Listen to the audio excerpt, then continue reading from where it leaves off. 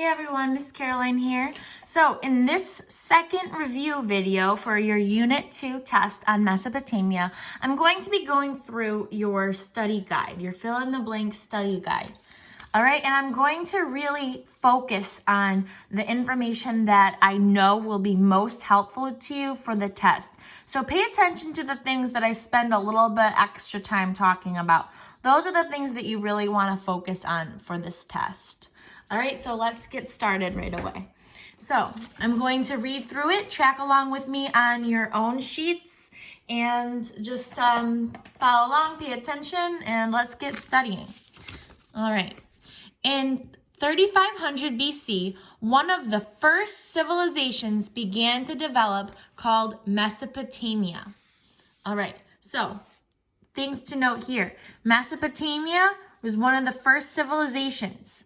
And civilizations are groups of people who have a complex and organized society within a culture. They have their own customs, food supply, social divisions, government, religion, and technology. So, civilization was in the first review video when I went over the vocabulary. So definitely know the definition of a civilization. And know that Mesopotamia was one of the first of them. All right. Civilizations developed in a crescent-shaped area between the Tigris and Euphrates rivers. The area had fertile or rich soil and a curved shape, so it was called the Fertile Crescent. The area between the two rivers became known as Mesopotamia, which meant the land between two rivers. I also mentioned that in the other video. So Mesopotamia was between the Tigris and Euphrates rivers, and it meant the land between two rivers. Okay? All right. The climate was not ideal or good for farming. Summers were hot and dry. Sometimes there was no rain for many months, and sometimes it downpoured and caused riverbanks to overflow. In many parts of the Fertile Crescent, there was not enough rain to grow crops. The people of Mesopotamia needed to find a solution. Farmers from the Fertile Crescent began looking for more fertile land. They found it near the Tigris and Euphrates rivers. The rivers provided them with a source of fresh water, which was essential or needed for human settlement. The rivers were full of fish to eat, and the soil was fertile from the rivers flooding. So the reason that people settled in Mesopotamia was because this is where the land was the most fertile, the best for farming. And that's because the rivers would flood, so it would keep that land nice and wet and good for farming. And another important thing is because they were right in the middle of these two rivers, that was filled with fresh water. And they needed that to drink, to feed their animals, and they could also use it to fish. So that was really, really important to their civilization developing there. In order to make farming successful, the Mesopotamians needed to solve the problem of low rainfall. The rivers provided the solution. So, what did they do? Farmers built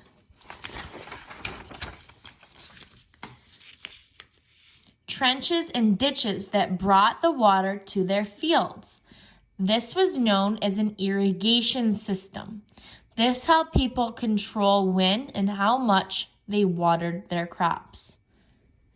Again, this was in the other packet that I went over. Very important to know what the irrigation system was.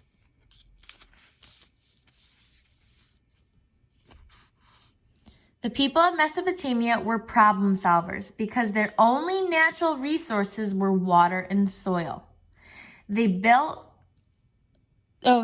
build, they cut reeds down to make huts and later began making bricks by mixing mud and straw. They then dried the bricks in the sun, which made them strong for building. Most people worked as farmers or herders of cattle. Okay, so This is important. Most of the people in Mesopotamia were farmers, and they got the water using that irrigation system. They planted many crops and made better tools for farming. Mesopotamia then began transporting food and goods on the rivers. This led to a food surplus. Food surplus was a major step in the rise of civilization in Mesopotamia. Once farming had been improved, families thrived and population grew. Villages grew into city-states. A city-state is a city that is an individual unit with its own government and traditions. No one single power controlled the city-states. So here we mentioned the city-states, which was also in that first video. Important to know what a city-state is.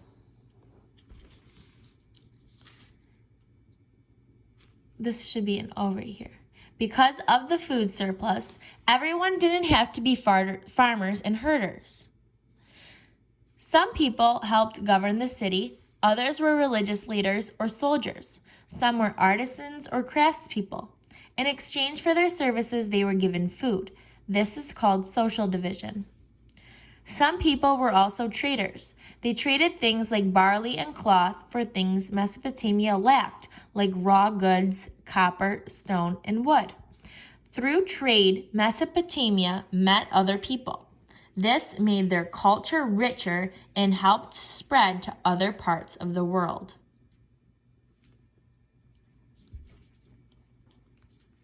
All right, so they were able to do these other jobs because of their food surplus, but still, the main job was still a farmer. Early on, Mesopotamia consisted of two city-states, Sumer and Akkad. The people were quite alike. That means they were similar. They practiced similar farming and business methods and had similar customs. The main difference was they spoke different languages. Uruk was a large Sumerian city-state.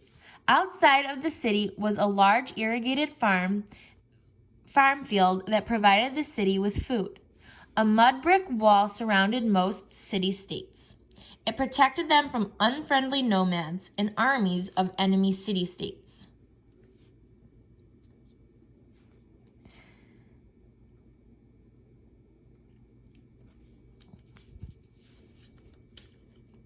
All right.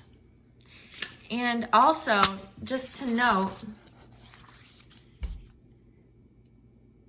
or actually, I think that we're going to get to it in a little bit, so I'll hold off on the point I was going to make. Let's move on to this paragraph. People lived in mud brick houses. In the cities, the highest building was the temple. The highest building was the temple complex, or ziggurat. A ziggurat was a series of stacked rectangular platforms that formed a huge pyramid. Ziggurats were thought to connect the heavens and earth. Important to know what a ziggurat is. That's also in the other video and in your review guides. Temples were built as earthly homes for the gods.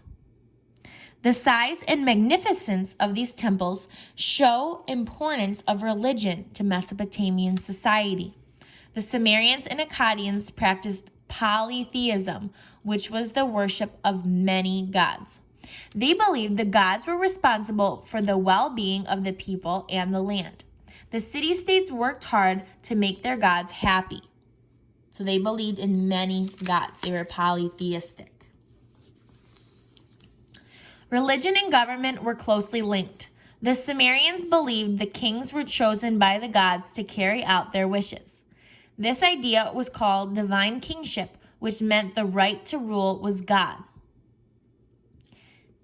This idea was called divine kingship, which meant the right to rule was God-given. So basically, they believed that the gods picked who was going to be king. They also believed the right to rule could be passed down from father to son. These ideas had a huge impact on the future civilizations. In Sumer, there was also a class system. Okay. So this is very important, and it's going to be one of your options for the short answer. So we'll come back to this in the third video.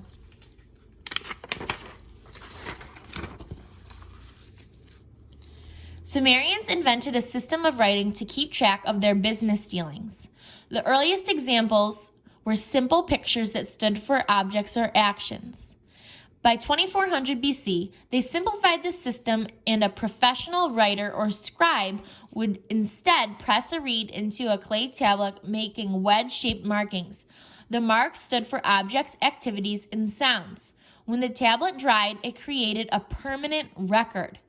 This wedge-shaped writing was called cuneiform. So, cuneiform was simpler than the pictures that they used to do. Okay? So, they simplified the system. They made it more simple. And that was cuneiform. And the person who would create this cuneiform writing was a scribe. All right? Their only job was to write things down, to keep records of things. They were professional writers. Writing was a giant leap forward in the development of civilization. Many others began using cuneiform for centuries to come. Many tablets have been decoded, and cuneiform was found to be used to record business dealings, medical texts, law codes, arguments, debates, and literature, like the famous story of Gilgamesh. Gilgamesh, you need to know, that's in the vocabulary packet, the review packet that I gave you, and in the first video.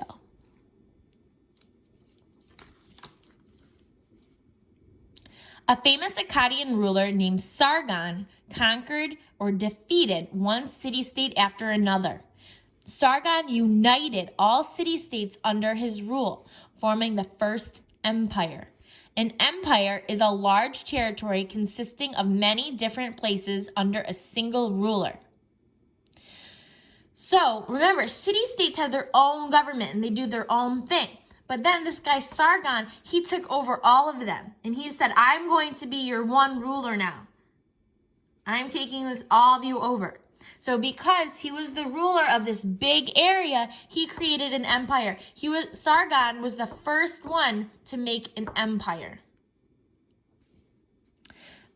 The claimed Sargon ruled from sunrise to sunset, meaning he ruled the whole world.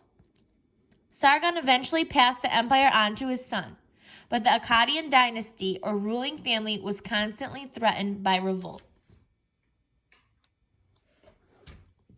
In one of the last Sumer city-states, farming, business, literature, and the arts flourished. Flourished means that they did really well. Impressive structures like the ziggurat of was built.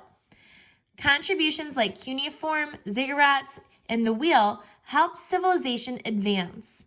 Sumerians used writing, religion, and technology in their daily lives, which helped them advance their civilization.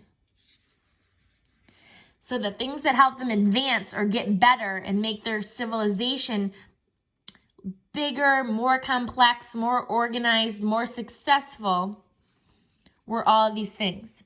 The cuneiform writing system, the ziggurats, the wheel, writing, technology, religion, all of those things help them advance and get better. Okay. In 1792 BC, Hammurabi became king of Babylon. Hammurabi was a shrewd or clever leader who sought great power. By 1754, he controlled all of Mesopotamia, and his empire was known as Babylonia. Hammurabi sent officials throughout the empire to carry out his orders and collect taxes. These taxes paid for Hammurabi's armies and many construction projects. Hammurabi is another important person to know for the test. So he was the king of Babylon, and we're going to find out what else he did down here. Daily life did not change much under Hammurabi. Babylon became a center of culture and learning. Many advancements were made in mathematics, literature, and law. Hammurabi is best known for a set of laws he established or created. The set of 282 laws was called the Code of Hammurabi. The laws dealt with business dealings, property ownership, medical practice, marriage, and childcare. It was not the first law code written, but it was the most complete law code to have survived. So it's like the oldest one where we have the whole thing, or at least most of it, where we can really analyze it and look at what it said. The purpose for the law code was to make sure the strong did not oppress the weak. The laws were to protect people with little power, like children and widows.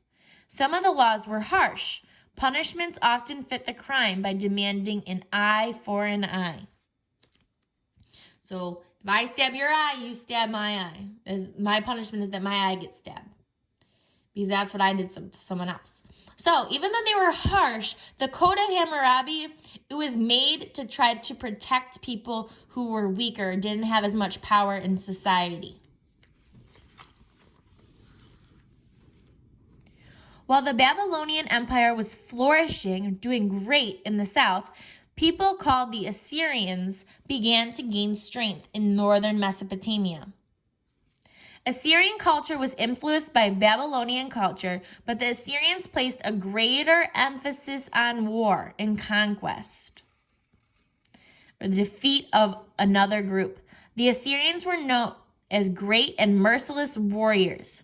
The Assyrians' empire was at its strongest under King Ashurbanipal. So the important thing to know here is that the Assyrians were very similar to the Babylonians, but the difference was the Assyrians placed more importance on war and conquest. Defeating people and fighting was more important to them than it was to the Babylonians. So Ashurbanipal was an educated man who built a great library at Nineveh. After 627 BC, Babylon began to again expand its influence and wealth. In 605 BC, Nebuchadnezzar was king of Babylon. He ordered massive or giant building projects to make Babylon great and glorious again. He built walls to protect the great temples of Babylon. He also finished building the great ziggurat. So Nebuchadnezzar is an important dude to know. So he was king of Babylon after Hammurabi. So if we look back, Hammurabi was the king way back in 1792 BC. We get closer to 0, so it was later on in 627 BC that Nebuchadnezzar was the king of Babylon, and he wanted to make Babylon great and glorious again. Nebuchadnezzar was also thought to have built the Hanging Gardens. Babylon was known to be a wealthy trading city and a center for learning. The Babylonians made advancements in mathematics. They determined place value refers to the position of numerals. Babylonian astronomers or scientists who study the sun, moon, stars, and planets also made important advancements. They predicted when eclipses of the sun and moon would occur. According to the Hebrew Bible, Abraham was considered to be the first Jew. According to the Hebrew Bible, God told Abraham to leave his homeland and resettle on a new land called Canaan. Abraham promised to worship only one God, and in return, God agreed to look after Abraham and his people, who were later known as Hebrews. Monotheism is the worship of one God and is the key principle of the religion of Judaism. Abraham was the founder of Judaism. Abraham is important to know. He was the founder of Judaism. And Judaism was the first monotheistic religion, the first one to practice monotheism, which is the worship of only one God.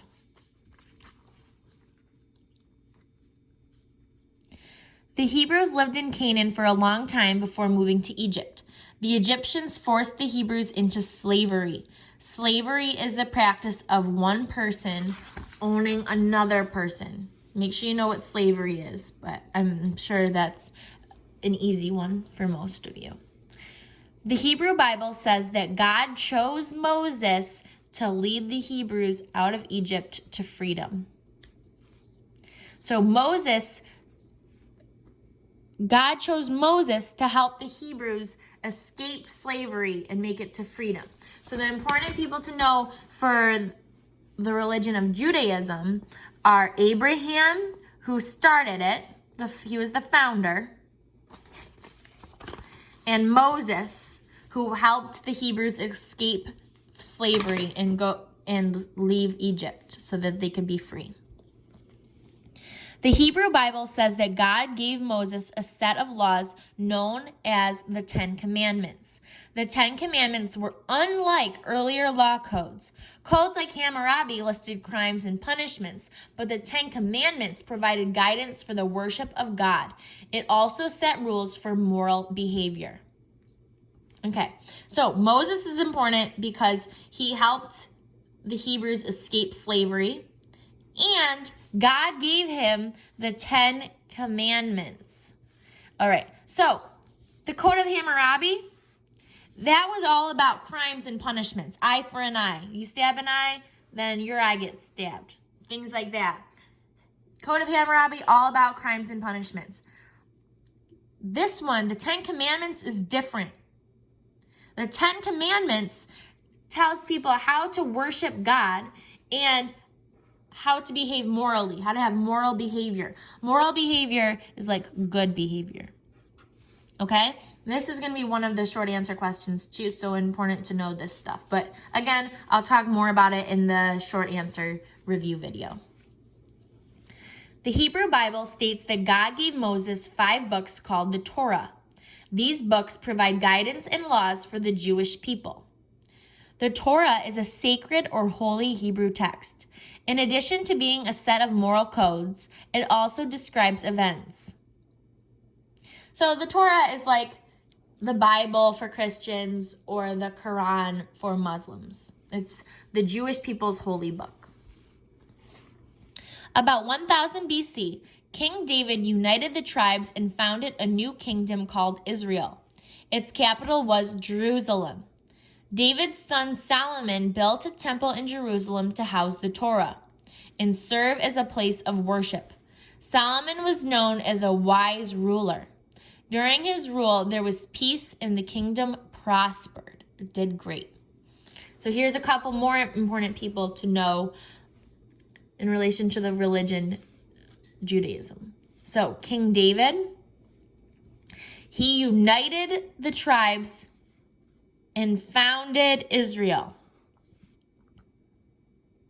His son, Solomon, built a huge temple in Jerusalem to keep the Torah.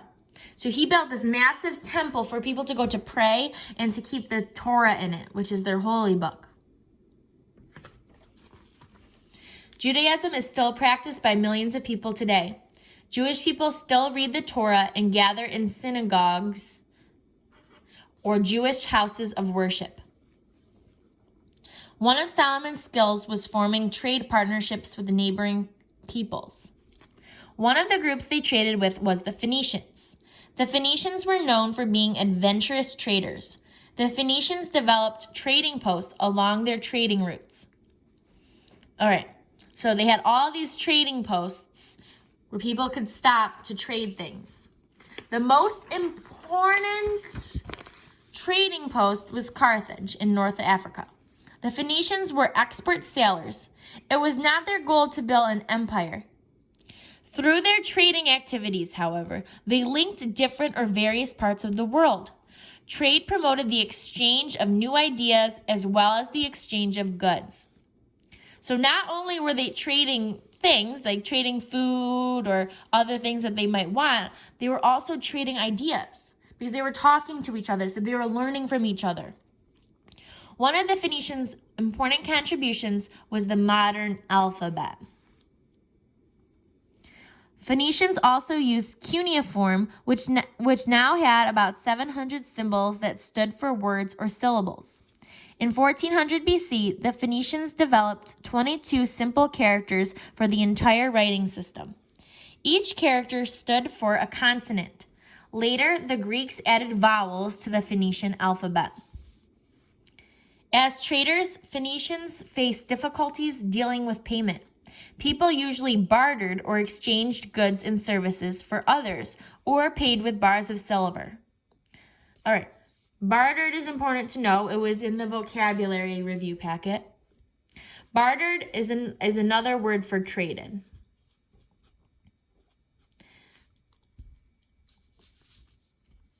And lastly, the Lydians invented the first coins. This is also important to know. The Lydians invented the first coins. The coins had images and markings to tell their value, to show how much they were worth. Coins made trading simple and easier. All right, so that is your second review video on your fill in the blanks study guide. I hope that was helpful to you. And there's one more video. And in that third video, I will be going over the short answer questions that you will have to choose from and answer 3 for the test. Best of luck, and let me know if you have any questions. Happy studying!